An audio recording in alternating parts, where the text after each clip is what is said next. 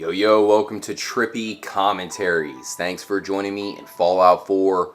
I'm RJ. I've always been a huge fan of hidden Easter eggs within games. Well, Fallout 4 might have more hidden Easter eggs than any other, and there is a big one here in Diamond City. This is a city based in Fenway Park, one of the most legendary baseball fields in America. Well, if you come here on Christmas, they have the city decorated for the occasion. Now, you do have to come here on Christmas within the game world, not in real life. I was a little bit confused because I stepped out of the house, saw all the lights, and I thought maybe they were celebrating Festivus or some kind of new holiday that they invented. But no, it is Christmas. If you look at my date here in the game file, it is 12/25/2287. It's definitely nice to see that the residents of Diamond City have not completely lost hope.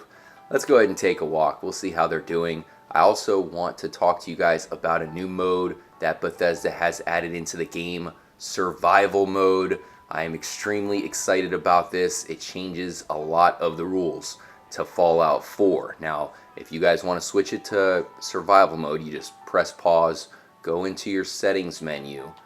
And I've been thinking about changing up the setting myself. Of course, you have survival right there. I've been playing on normal. I'm sure a lot of you guys maybe are on very easy.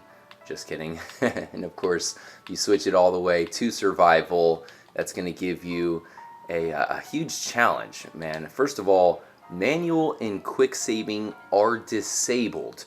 So you might want to save it before you enter a treacherous territory. Maybe there's a facility that you know is going to be filled up with some deadly guys, maybe people that want to behead you, so you want to save it before walking in. That is not the case now. You can only save it when you sleep in a bed for at least an hour.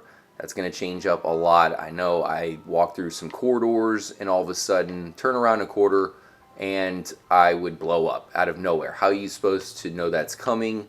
Well, of course you could just save it beforehand so it's not that aggravating. We'll see how it works out with the change in saving now that you cannot manual or quick save when playing in survival mode. Now, combat is going to be a lot more lethal, meaning you deal more damage and you also take more damage. They also have an adrenaline perk that's going to be added into the mix, which will help you deal more damage based on the amount of people that you kill. But once you need to rest, that's just going to reset the adrenaline meter. It's going to make it very challenging, but then again, if you have a very tough foe that you know you're going to be facing, it's definitely best to kill off as many enemies beforehand so you get the new adrenaline perk topped out. You start dealing a ton of damage, and you might be able to kill a Deathclaw with the quickness, if that is the case. So also keep in mind, though, guys, with enemies being able to dish out more damage, that's going to be so hard, especially against the hardest enemies in the game. I can imagine it's going to be a suicide mission if you go into the wrong area. That is for sure. Now, along with the adrenaline meter or perk, they are also adding a new fatigue mode as well. Oh man, I think I'm going to go in and take some, let's go ahead and take some chems. Maybe we need some psycho. Get a little bit crazy to go against the residents of Diamond City because they're not too happy with us. So you might be wondering how the fatigue meter is going to work. That's actually a pretty cool system because the way that radiation works with your health meter, it makes it so you don't have as much health as you normally would. That is how the fatigue is going to work with the AP on the right. So that's just going to change up the amount of VATS that you can use. Damn it. These guys are ganging up on me, man. I'm gonna have to take them out. Fast travel will be disabled, so you can no longer take a shortcut to the next location. You might have a random NPC who tells you to go pick something up for them. Of course, that could be halfway across the game world. You're gonna have to do it the old-fashioned way and walk all the way there. You might be able to take advantage of the vertibirds as well, which I haven't really found too useful in my playthrough. Without being able to fast travel, that might change that up quite a bit. Now, enemies will also no longer appear on your compass. You can see as they walk up, you have all of those red blips. Well, if you are on survival mode, they're definitely going to be able to sneak up on you. And that also goes for the different destinations that you can find. You have to be very close for them to actually show up on that compass. Another thing that they add is you have to maintain your wellness, meaning you have to eat, sleep, and drink. You also can get all kinds of different illnesses and reactions. You definitely have to take care of yourself, which isn't easy. Everything has radiation. Perhaps you walk up to a ghoul and pick something up from them because it's valuable. Well, little did you know that it now has given you some kind of new illness just because the ghoul was so damn dirty. Illnesses and effects are going to be a lot more prominent when you switch it up to survival mode. Of course, you have to take care of your wellness. Eating food, another thing that you can just as well pretty much ignore in the regular playthrough of the game. Damn it, these guys are surrounding me. They're very, very powerful when they all combine their forces. Maybe we can jump the fence here. Can I get over?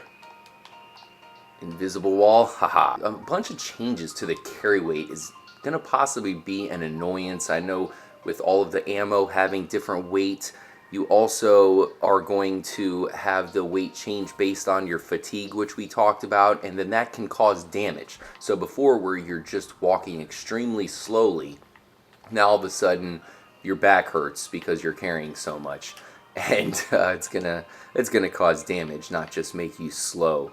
And that's also going to make companions more useful. Of course, you can give them a bunch of equipment for them to hold on to. Just keep in mind when you switch it up to survival mode, that's going to change the companions, especially to where if they die or they just get injured on the battlefield, instead of them just rehealing themselves after a while, they are going to return home if you do not use a stim pack on them. Obviously, I don't really like to use many stim packs on them. I don't even use the companions too much to begin with. Oh boy, they're coming from the north. Get out of here. Oh man, these guys are relentless. That's it. Time to bust out the heavy guns. The Fat Man. Nuke bombs away. So that covers all of the major changes in survival mode. It is so awesome that Bethesda decided to add it to the game.